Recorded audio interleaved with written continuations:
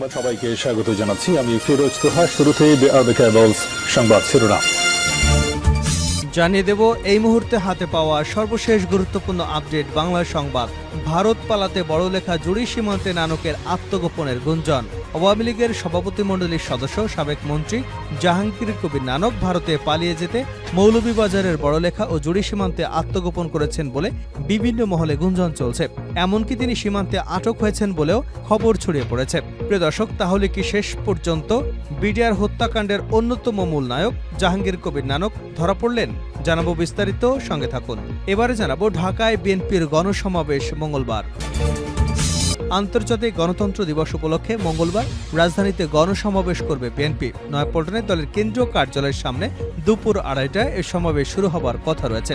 বিএনপির মহাসচিব মির্জা ফখরুল ইসলাম আলমগীরের সভাপতিত্বে এতে প্রধান অতিথি থাকবেন দলের ভারপ্রাপ্ত চেয়ারম্যান তারেক রহমান। সমাবেশে তিনি লন্ডন থেকে ভার্চুয়ালি সংযুক্ত হয়ে দেশ পুনর্গঠনে বার্তা দেবেন বলে জানিয়েছেন বিএনপি নেতারা। এছাড়া দলের নেতাকর্মীদের জন্যও নির্দেশনা থাকবে সমাবেশ থেকে। জানাবো জল্পনা কল্পনার অবসান ঘটালেন আইন উপদেষ্টা আসিফ নজরুল। মিডিয়াতে নিজের অনুপস্থিতির ব্যাখ্যা দিলেন অন্তর্বর্তী সরকারের আইন উপদেষ্টা অধ্যাপক আসিফ নজরুল।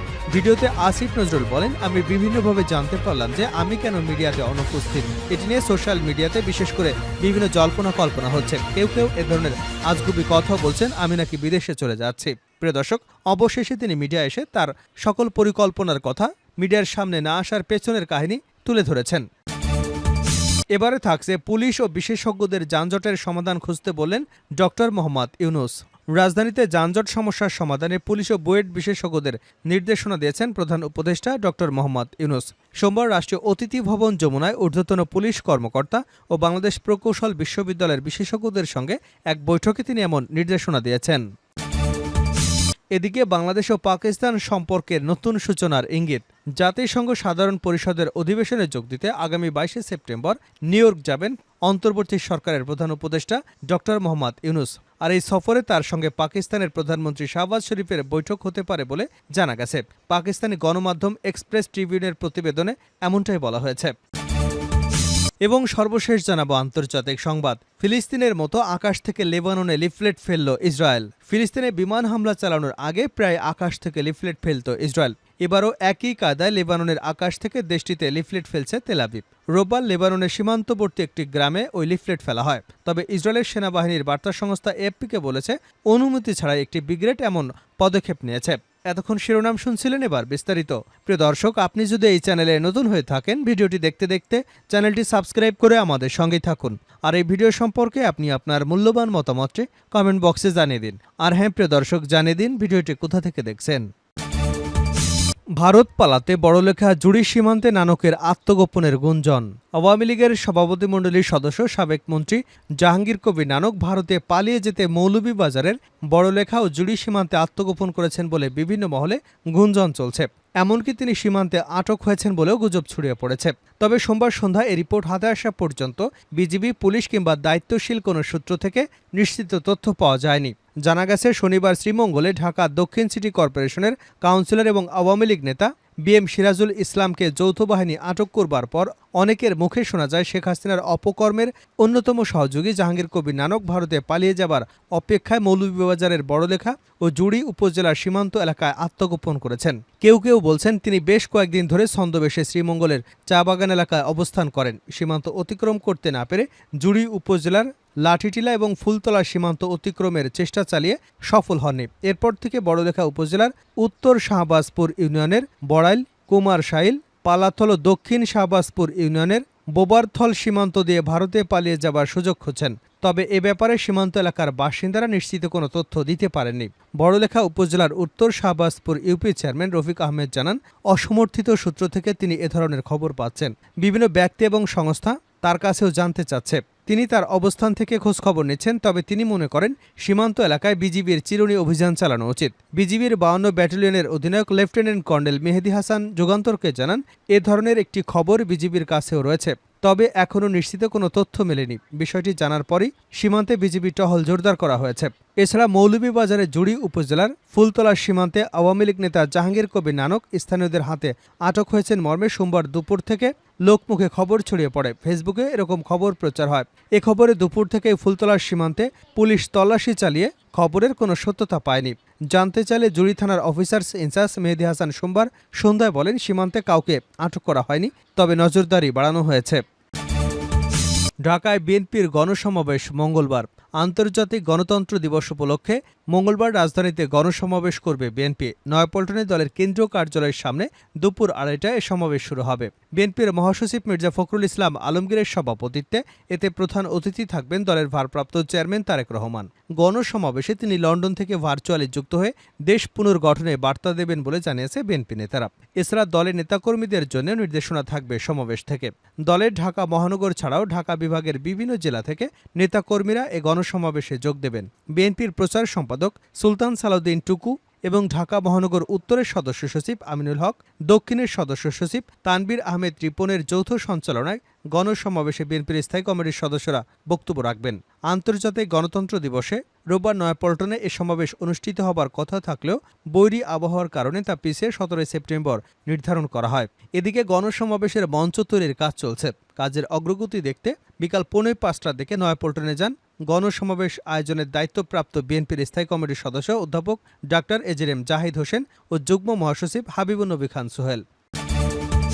জল্পনা কল্পনার অবসান ঘটালেন আইন উপদেষ্টা আসিফ নজরুল। মিডিয়াতে নিজের অনুপস্থিতির ব্যাখ্যা দিলেন অন্তর্বর্তী সরকারের আইন উপদেষ্টা অধ্যাপক আসিফ নজরুল। ফেসবুকে এ সংক্রান্ত একটি ভিডিও পোস্ট করে মিডিয়াতে কেন কম থাকছেন সে বিষয়ে ব্যাখ্যা দিয়েছেন। ভিডিওতে আসিফ নজরুল বলেন, আমি বিভিন্নভাবে জানতে পারলাম যে আমি কেন মিডিয়াতে অনুপস্থিত। এটা নিয়ে সোশ্যাল মিডিয়াতে বিশেষ খবর করে বিভিন্ন জল্পনা কল্পনা হচ্ছে। কেউ কেউ এ ধরনের আজগুবি কথাও বলছেন আমি নাকি বিদেশে চলে যাচ্ছি। সবাইকে আশ্বস্ত করে অধ্যাপক নজরুল বলেন, এ ধরনের কোনো পরিকল্পনা এমনকি চিন্তাও আমার মাথায় নেই, প্রশ্নই আসে না। আমি মনে করি এ ধরনের গুজব, গুঞ্জন এবং আজগুবি বিভিন্ন তথ্য যারা ছড়াচ্ছেন, এটা আজকে ছাত্র জনতা যে ঐতিহাসিক জুলাই বিপ্লবের মাধ্যমে জনগণের কাছে যে প্রত্যাশা সৃষ্টি হয়েছে সেটাকে বিভ্রান্ত করবার এবং জনমনে অহেতুক প্রশ্ন সৃষ্টি করবার একটা অসৎ উদ্দেশ্যে করা হচ্ছে। কাউকে বিভ্রান্ত না হবার অনুরোধ জানিয়ে আসিফ নজরুল বলেন, আমি কয়েকদিন আগেও পত্রিকায় ইন্টারভিউ দিয়েছি, তবে এটা ঠিক আমি মিডিয়াতে একটু কম আসছি, কারণ আমার অনেক কাজ এবং আমার মনে হয়েছে যদি আমার কার্যক্রমে কোনো অগ্রগতি হয় তবে সেটা আমি জানাবো। এখন তিনি আর টকশোর মানুষ না উল্লেখ করে আসিফ নজরুল তার দায়িত্বে থাকা প্রবাসী কল্যাণ মন্ত্রণালয় এবং আইন মন্ত্রণালয় দুক্ষেত্রে অগ্রগতি হচ্ছে বলে জানিয়েছেন। একই সাথে অল্প কিছুদিনের মধ্যে অগ্রগতি সম্পর্কে জানানো হবে বলেও ভিডিওতে উল্লেখ করেন অধ্যাপক আসিফ নজরুল। এ ধরনের গুজব গুঞ্জন যারা রটাচ্ছেন তাদের মিনিমাম ইনভেস্টিগেশন করে কথা বলার অনুরোধ করেন অধ্যাপক নজরুল। বলেন, না হলে মানুষ তো আপনাদের মিথ্যাবাদী ভাববে, ঠিক না? এগুলো করা উচিত নয়। একটা নতুন বাংলাদেশ গড়ার জন্য, রাষ্ট্র সংস্কার করার জন্য আপনারা বরং পজিটিভলি আমাদেরকে সাজেস্ট করবেন, ভুল হলে বলবেন। এ ধরনের অকল্পনীয় আজগুবি তথ্য দেওয়া এবং এ ধরনের চরিত্র হনন বলে মন্তব্য করেছেন আসিফ নজরুল। পুলিশ ও বিশেষজ্ঞদের যানজটের সমাধান খুঁজতে বললেন ডক্টর ইউনূস। রাজধানীর যানজট সমস্যার সমাধানে পুলিশ এবং বুয়েট বিশেষজ্ঞদের নির্দেশনা দিয়েছেন প্রধান উপদেষ্টা ডক্টর মোহাম্মদ ইউনূস। সোমবার রাষ্ট্রীয় অতিথি ভবন যমুনায় ঊর্ধ্বতন পুলিশ কর্মকর্তা বাংলাদেশ প্রকৌশল বিশ্ববিদ্যালয়ের বিশেষজ্ঞদের সঙ্গে এক বৈঠকে তিনি এমন নির্দেশনা দিয়েছেন।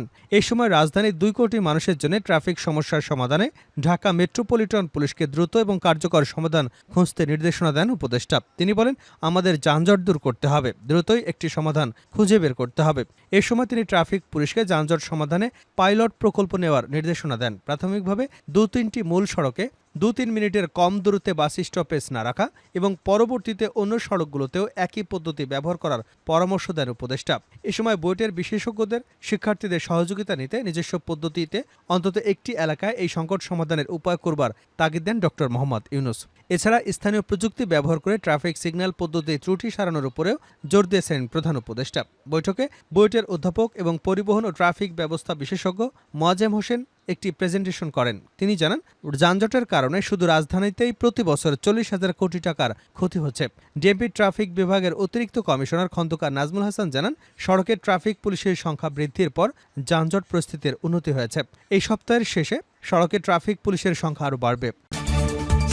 শেষ করছে আন্তর্জাতিক সংবাদ দিয়ে। ফিলিস্তিনের মতো আকাশ থেকে লেবাননে লিফলেট ফেলল ইসরায়েল। ফিলিস্তিনে বিমান হামলা চালানোর আগেই প্রায় আকাশ থেকে লিফলেট ফেলত ইসরায়েল। এবার একই কায়দায় লেবাননের আকাশ থেকে দেশটিতে লিফলেট ফেলেছে তেল আবিব। রোববার লেবাননের সীমান্তবর্তী একটি গ্রামে ওই লিফলেট ফেলা হয়। তবে ইসরায়েলের সেনাবাহিনীর বার্তা সংস্থা এপিকে বলছে, অনুমতি ছাড়াই একটি ব্রিগেড এমন পদক্ষেপ নিয়েছে।